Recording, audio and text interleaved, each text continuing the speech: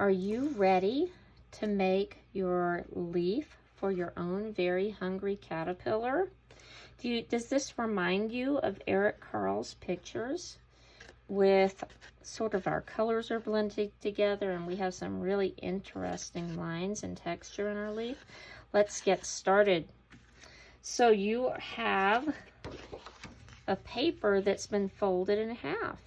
And so you're gonna wait for a little paint to be added to your paper. And your name is gonna be on the back. So we're gonna put the name down on the table. And so we have to be patient and wait for our paint. And so we have a little squiggle of green. And we want this to be a nice fresh spring leaf.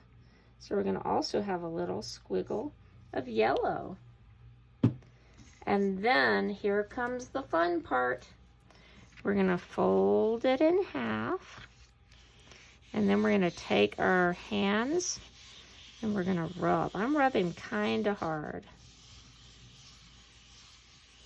But not super hard. And you see I'm not rubbing really crazy and wild. I'm just being sort of careful. And you might be able to see where your paint is going underneath. Oops. And if some do you see how some squeezed out at my end here? We're gonna try to put something on the tables. So if that happens, we're not making a big mess on our tables. So we're just gonna keep rubbing for a little while.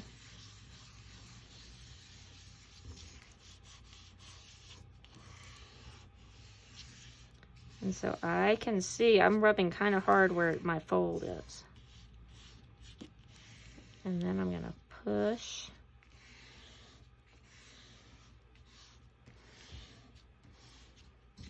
Let's open it and see what we have. Ooh, look at that. That's pretty cool, huh?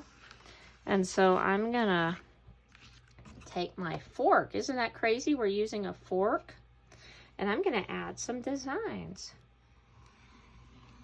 So you can see, I'm gonna make some cool lines in here. These are curvy lines. We have learned about so many different kinds of lines. Maybe I just want a few lines, or maybe I want a lot of lines. You can decide. If I want, I can make them go all different directions.